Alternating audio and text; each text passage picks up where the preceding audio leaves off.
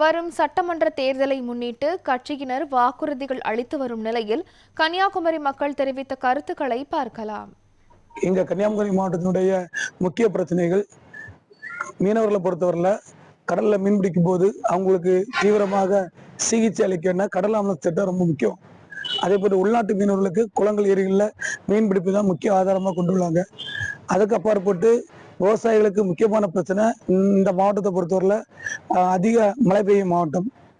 சில சமயங்கள்ல நெல்லினுடைய ஈரப்பதம் அதிகமாக காணப்படும்.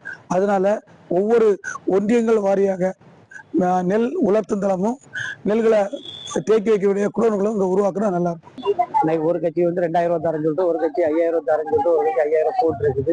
இப்படி இந்த பணம் எங்க இருந்து வருதுன்னு பார்த்தா, இன்னைக்கு மொத்தத்துக்கு கடனை வாங்குறாங்க. இன்னைக்கு 9.5 லட்சம் 10 லட்சம் கடன் சொல்லிட்டு இருக்காங்க. இந்த கடனை எப்படி கெட்டவாங்க? இன்னைக்கு எல்லாம் எங்களை மாதிரிப்பட்ட பாவப்பட்ட ஜனங்களுக்கு தலையில தான் இந்த கடன் போகும்.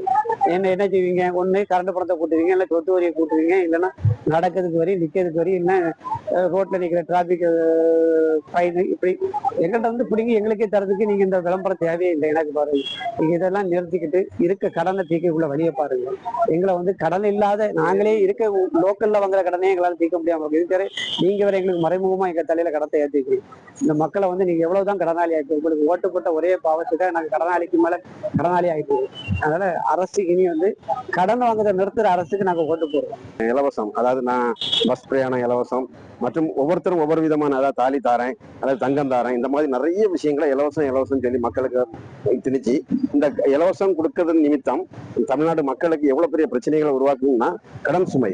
அதாவது நமக்கு நிறைய அதிகப்படியான கடன் சுமையை நம்ம தமிழ்நாடு சுமக்க வேண்டிய சூழ்நிலை வருது. அதனால அந்த இலவசங்களை கட் பண்ணிக்கிட்டு இந்த மக்களுக்காக தேவை என்னன்னா நிறைய தொழில் வளர்ச்சி, இல்ல ஐடி கம்பெனி, ஏதாவது ஒரு தொழில் வளத்தை உருவாக்கி அவங்களுக்கு நிறைய பேருக்கு வேலையை கொடுத்து இந்த இதை உருவாக்கி கொடுத்தீங்கன்னா ரொம்ப தமிழ்நாடு ரொம்ப வளர்ச்சிக்கும் முன்னோடிக்கும் நம்ம இந்தியாவிலே ஒரு முன்னோடியான மாநிலமா உருவாக்க நல்ல ஒரு வாய்ப்பு இருக்குது. மக்களுக்காக நீங்க ஹோல்டு கொடுக்குறேன், நாங்க அதை செய்யறோம், இதை செய்யறோம், நாங்க 6 சிலிண்டர் கொடுக்குறோம், இதெல்லாம் நீங்க பேசுறீங்க. ஆனா இதெல்லாம் பேசுறது ஒரு இதுவுமே கிடையாது. அதாவது நிறைய மக்கள், ஏழை மக்கள் இருக்காங்க. அவங்களுக்கு நீங்க இந்த ஹோல்டு கொடுக்கறத விட்டுட்டு நீங்க புருஷன் இல்ல, ஆம்பளை பிள்ளைங்க இல்ல, தனிமை இருக்கிறாங்க, வீடு இல்லாத இருக்கிறாங்க, வாடகை வீட்டுல இருந்து வாடகை கட்ட முடியாம இருக்கிறாங்க. இவங்களுக்கு பேர்பட்டவங்களை தேர்ந்தெடுத்து இவங்களுக்கு நீங்க ஹெல்ப் பண்ணுங்க. இதுதான் நல்லது. அதை விட்டுக்கிட்டு நீங்க இனி நான் அதை கொடுக்குறேன், இதை கொடுக்குறேன், அதெல்லாம் வேஸ்ட். எல்லாருக்குமே அது போகுது, உள்ளவங்களுக்கும் போகுது, கவர்மெண்ட் சம்பளம் வாங்குறவங்களுக்கும் போகுது, எல்லாருக்குமே அது போதான் செய்யுது. ஏழைங்களை பார்த்து செய்யுங்க, அதுதான் நல்லது.